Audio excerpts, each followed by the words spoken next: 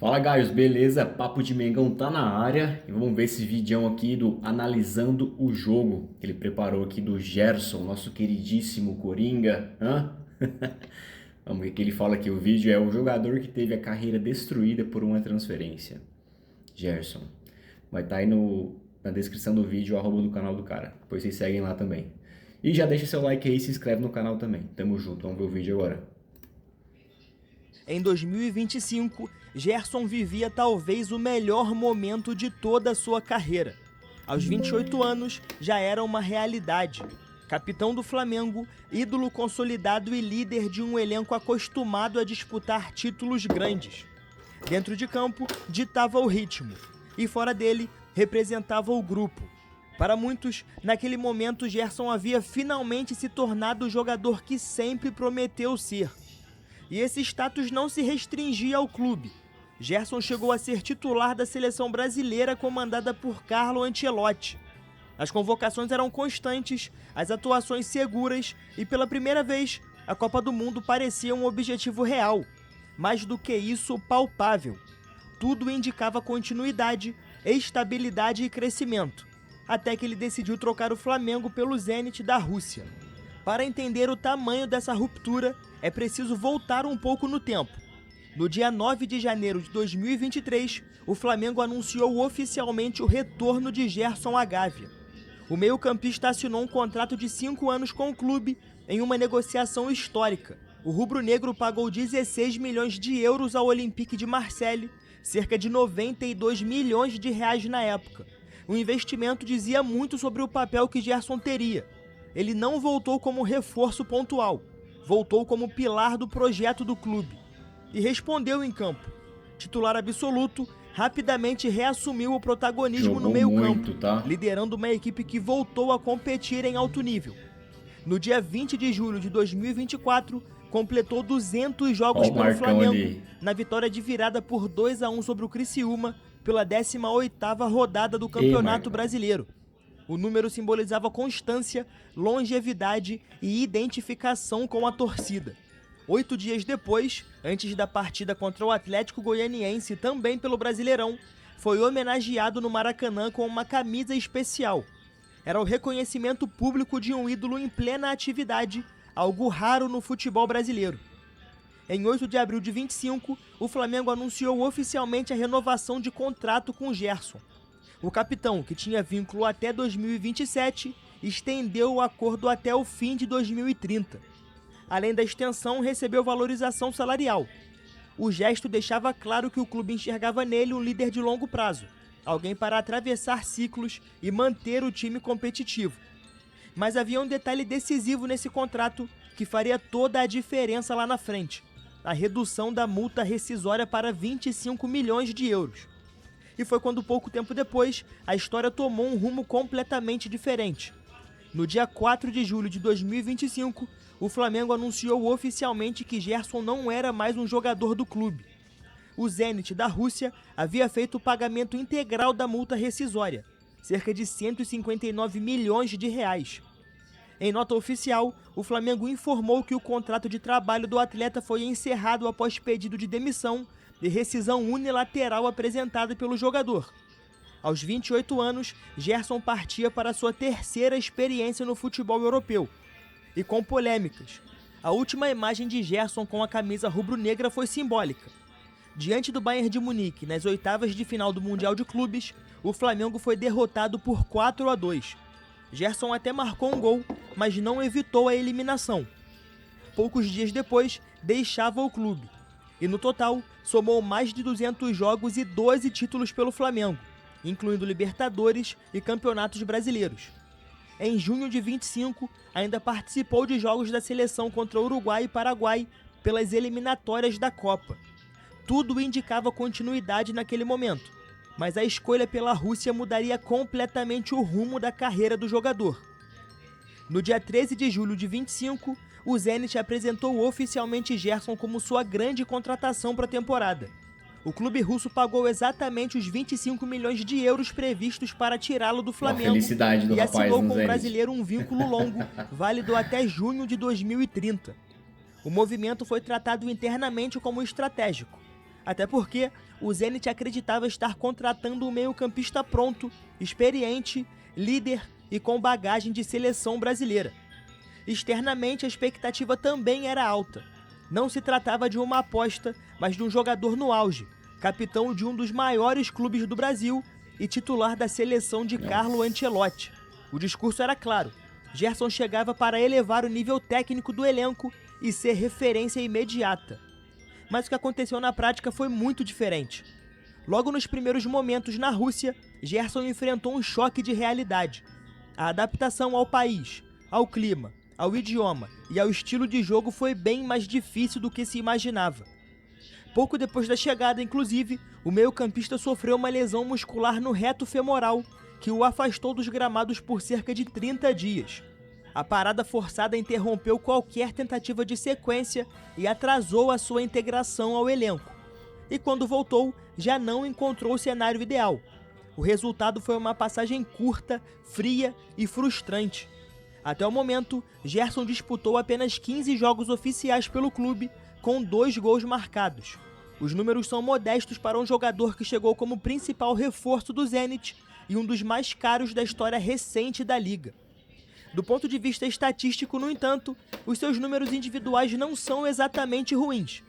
Em 2025, além dos 2 gols, Gerson registrou 8 passes decisivos, 10 finalizações, 89% de acerto nos passes, 54 duelos ganhos, 12 desarmes e 46 bolas recuperadas.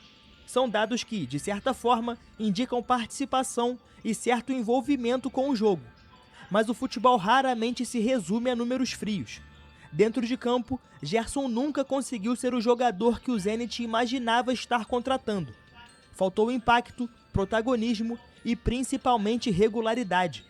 O brasileiro sempre pareceu deslocado, jogando em um contexto que não favorecia suas virtudes e expunha suas limitações. E foi exatamente nesse momento que a narrativa começou a mudar. Menos de 6 meses após deixar o Flamengo, o meio-campista já demonstrava insatisfação no Zenit.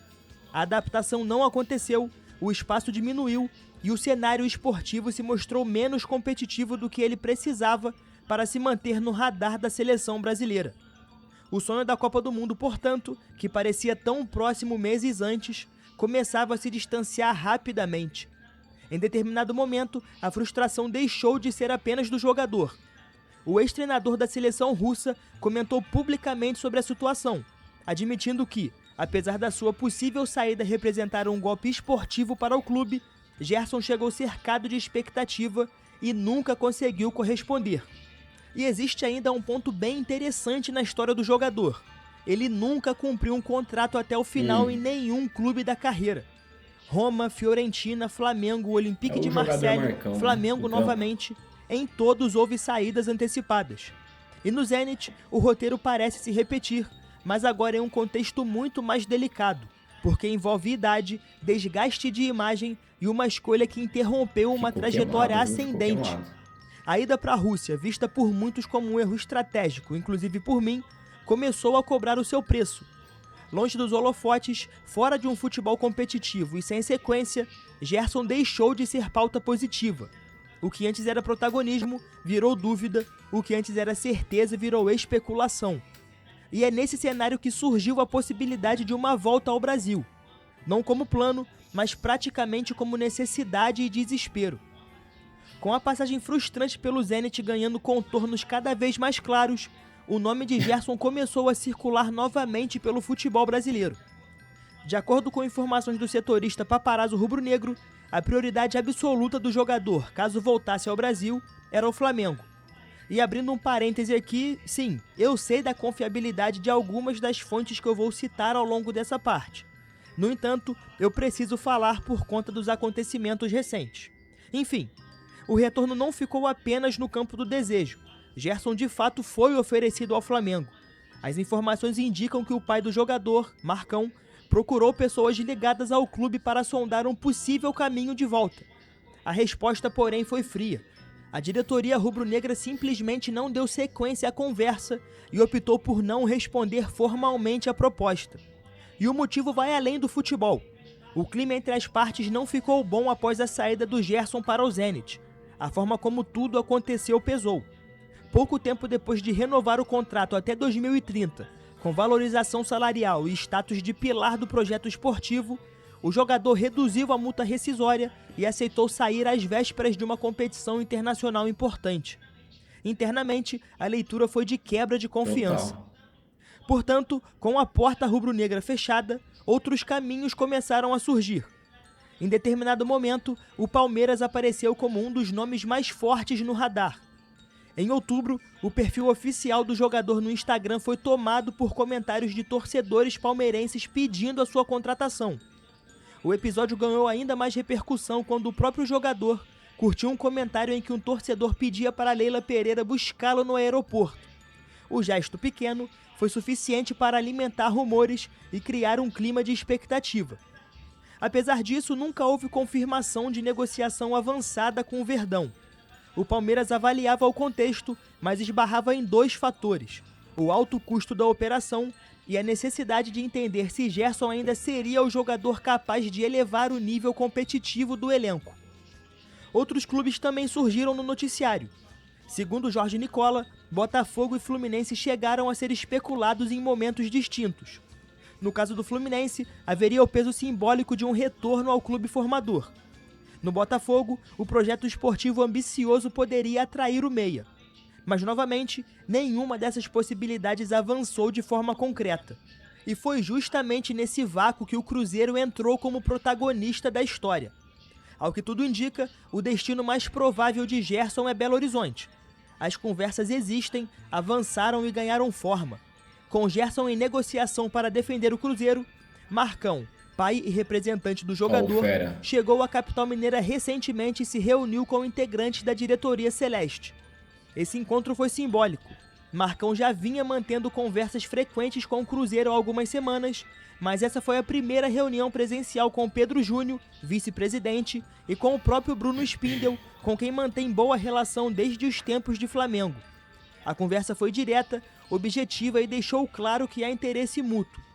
O principal entrave nesse momento não é Gerson e nem o Cruzeiro, mas o Zenit. O clube russo detém os direitos econômicos do jogador e iniciou a negociação pedindo 40 milhões de euros, um valor considerado inviável para qualquer clube brasileiro.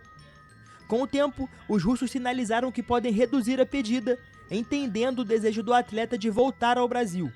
Ainda não há acordo entre os clubes, mas o Zenit sabe que segurar Gerson contra a vontade pode virar um problema esportivo e financeiro.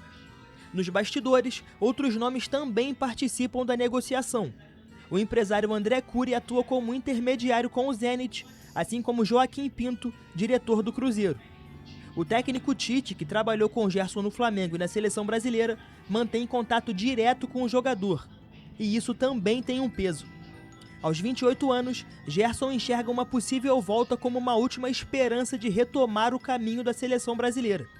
Ele não se adaptou ao futebol russo, é reserva e está fora do radar competitivo europeu. Jogar no Cruzeiro, com Tite no comando, pode recolocá-lo em um ambiente onde suas características são potencializadas, em um time que busca protagonismo, títulos e visibilidade. Gerson tinha tudo nas mãos: protagonismo, liderança, títulos e seleção. No auge, escolheu sair do ambiente que potencializava o seu jogo para um destino que nunca combinou com as suas características, ambições e momento de carreira. Foi uma escolha totalmente baseada no dinheiro. A ida para o Zenit não foi apenas uma transferência mal calculada.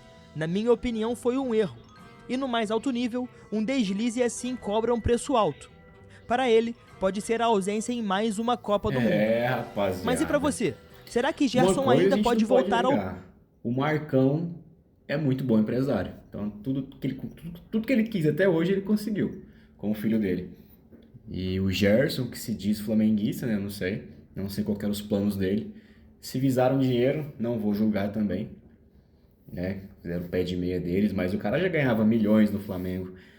Capitão do time, torcida amava o cara, ia pra Copa do Mundo, tava na seleção, isso era certeza, tava jogando muito ano passado. E, cara, como que acontece isso? Que escolhas ruins que eles tiveram. Mas é igual eu te falei, igual a gente tava conversando, qual que era o objetivo deles? Foi esse, show, alcançado.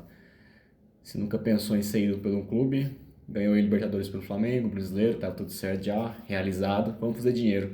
Tudo certo também, não sei, acho que não cabe julgamentos.